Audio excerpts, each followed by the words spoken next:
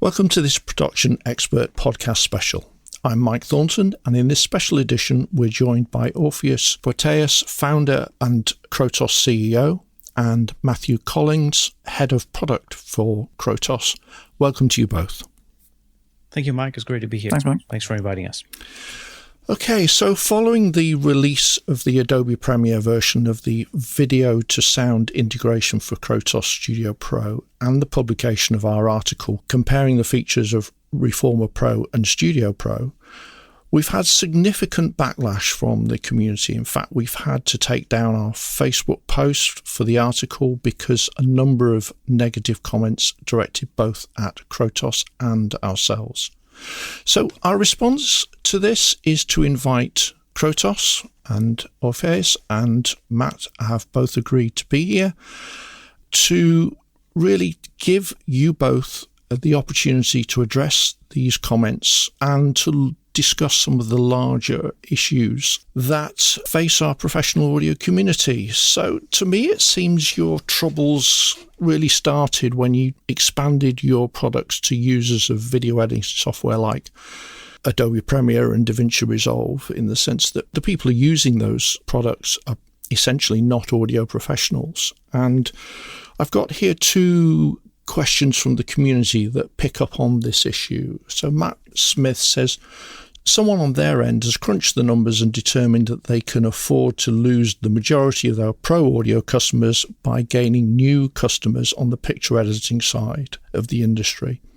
They're counting on content creators who crank out media to YouTube and replace their previous customers. And then Gary Boyle asked, I'd like to know their rationale for releasing this tool for use in video editor software rather than a DAW, where it could have been value to professionals who invested in their products over the years. So how do you address this concern that you appear to be targeting video editors and video creators? Yeah, thanks, Mike. Thanks for the question. Thanks for everyone in the community for their comments. Yeah, we understand that the industry is going through a tough time, and it has been for a while now. I know also that sound professionals sometimes have to fight with video editors and with producers for budgets. Yeah, indeed. It's an ongoing battle trying to convince yourself that sound is important, and we empathize 100% with those people, and sound is important, and having to have that fight constantly, it's frustrating. From our perspective, we started with tools for audio professionals, the dehumanizer, reformer, weaponizer, etc. And then we saw that the same struggle that professionals have in the audio space, they have it in other industries as well. And also, we saw that just instead of just focusing on individual use cases, which is only a few people have that problem, we decided to make the platform called Krotos Studio, which allows everyone to be able to design sound faster and easier from one place. So that was the initial pitch with Krotos Studio, and that appealed instantly. We launched Krotos Studio, when was it, Matt? 2-3 years ago? Yeah, 2023, I think it was. Yeah, and that suddenly, that instantly appeared to both audio professionals and video editors and filmmakers and content creators. So that was when we actually started expanding to the kind of wider space. As you do as a business, you start from a very specific use case and then you expand. So that's what happened with Krotos. And that was the point where we started expanding. Now, as that evolved, then there was a lot of new technologies that we could use to make that experience of designing sound faster and easier, which is our mission, to change the way people design sound. We expanded to more capabilities, and our latest capability and feature is video to sound, where basically you add a video in and it does a first pass of the sound. And I guess we had this for a while available as well as an online version, which a lot of professionals use across the board. But then we wanted to integrate with the platforms that people use, our customers use. And our customers include, as I mentioned, audio professionals and video editors. In order to do that, we're like, okay, well, what do we want to support first? So we're like, well, DAWs would be our preference, and then video editing software like Adobe and Premiere Pro and DaVinci, etc. But we couldn't, unfortunately, integrate with the video engine of the main DAWs. They don't allow that, so we have to work more closely with them to do that. So that's something that we're working on actively. we're not able to do it technically. So we had to work with them on a more kind of bespoke basis, and that's what we're doing at the moment. Yeah, so just to clarify, at the moment, in order to use the video to sound integration, you need access to the video stream, and currently the DAW systems don't allow you as a third party access to that video. Is that where you're at? Exactly. And you can do that online, so anyone can go online and try our video to sound functionality. It's still in beta. So you could download the files, and you can also generate, from video, you can generate MIDI used for footsteps and things like that. So we have some interesting features like that professionals can use and integrate with the DAWs. But the integration with Premiere was based on customer feedback that they wanted it in where they work. And we want to find a way for people to experience that in a more tighter integration. And also, just to clarify, these people that use the audio tools, the video editors that use audio tools, these people don't have budgets usually to go and hire audio professionals. And it's people that use things like Artlist and Epidemic Sound already. And these companies have massive budgets. They have similar products already. So from our case is more like enabling more and allowing people to create more and make sound more important to the whole process, bringing it earlier in the process instead of being an afterthought and something that you squeeze in the end. That's how we see this. So we see it as enabling more people to create better sound. As a result, more content will have better sound. As a result, sound will be more important. And we want to find a way to work with the community to, help them and help us to help each other, because we've been part of this community for a long time. And we are the small guys here. If you compare us with all these kind of companies that have raised like 40 million plus, there's quite a few big companies working on this problem and have solutions already. And we are one of the few ones, if not the only one, that works with the professional community more. And we want to find a way to help the community instead of trying to fight against it, because we both want better sound for all films or games or interactive media. So in terms of you're not abandoning the audio professionals and moving to the YouTube creators. This is offering a feature to video editors where they're working with the sort of budgets they're working. Yeah, exactly. And we do have a roadmap that will include DAW integrations and continuing adding features that would help professionals work faster and better.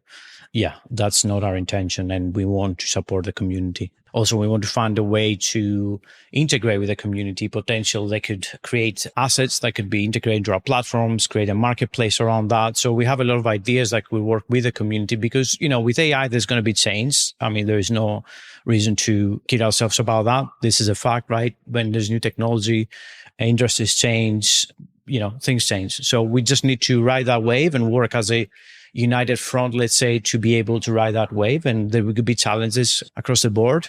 And that's why I'm asking the community to help us, to help them and work together on this next new challenge. And so just to bring this subject area to a close, what would you say to those people that are feeling abandoned, to use their words? What would you say to them to reassure them, I suppose? We hear you. We empathize with you. We know how hard it is to have to fight for budgets and to get paid and all that. A lot of people that work for Krotos have been through that or they work in the industry. And we want to continue working with you. We want your help to help us find ways to work together and work as a united front to make sound a more important part of the process and not have to convince producers and people with budgets to allocate resources towards sound. So I would say let's work together instead of against each other, because we're fighting for the same thing. So moving on to a social media post that was in the Post Sound Mixers group from David Barber, who is currently the president of the Motion Picture Sound Editors, MPSE, in which he referred to our news article announcing the Krotos video to sound integration with Adobe Premiere. And in that post, he said this: Krotos has crossed a major line. There's nothing less than an assault on the community that has helped to make the company what it is. Sound is a vital creative department in filmmaking. It's an art and not output. I empathize with David. I mean, I reached out, we had a conversation. It's the same thing. It's people having to fight for budgets, having to fight for why sound is important, understand why these loans became a focal point. But, this product touches a real fear in the industry, and some of our messaging did not provide enough context around who is it for, what it can do, and what it cannot replace. And we have already addressed that. We adjusted our messaging, especially after conversations with some of the MPSC members and other members of the community. So we've taken that on board. And we're looking forward to working with the industry to launch the new versions of video to sound that would help professionals work faster and better than ever before. Okay, thank you. So we'll turn our attention now to some of your advertising and social media posts. Tim Nielsen asked, many times now, Krotos has released very confusing, seemingly deliberately so, Facebook ads implying that their products were used on high-profile products. A film I did was one such, Jurassic World Rebirth. I had to post all over social media making clear that never was a Krotos product used on that movie or in my sound design. So please ask them why they feel it's okay to behave like this. But before you answer it, I have a similar comment from Paula Fairfield. And she says, they are now advertising their crap by implying that it was used on big productions. The latest blitz by them is House of the Dragon and Nolan's work, presumably due to the imminent release of The Odyssey. And then she says, misleading, disrespectful, and pathetic. And then in our Facebook post, she went on to link to a post of yours about the Christopher Nolan films and how they sound different, an analysis piece that you did, as well as a post of yours about House of the Dragon, which includes an image of a mic in front of a fire-breathing dragon, but also an image of a character, presumably from the film House of the Dragon. How do you respond to people like Tim and Paula, who are both audio post-production specialists at the top of their game, who feel that your social media posts and advertising are misleading? I hear the concerns. We don't mention any projects that we don't know if people used our products on social media, and these were references on the media themselves. We have never said that people used our products for that. We only do that for when they tell us that they use it in certain productions.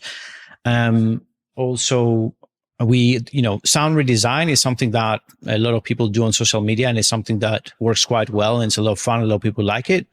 So there's a lot of just to clarify, sound redesign is where people take a well-known movie, strip the sound, and use all the tools and for fun, essentially, to recreate a new soundtrack for that movie, purely as a hobby, if you like. Yeah, exactly. So there's a lot of people that do that. So when they do that, we share about it on social. So we don't claim that this is our sounds or our software was used for that project. We just share interesting content that people create on socials.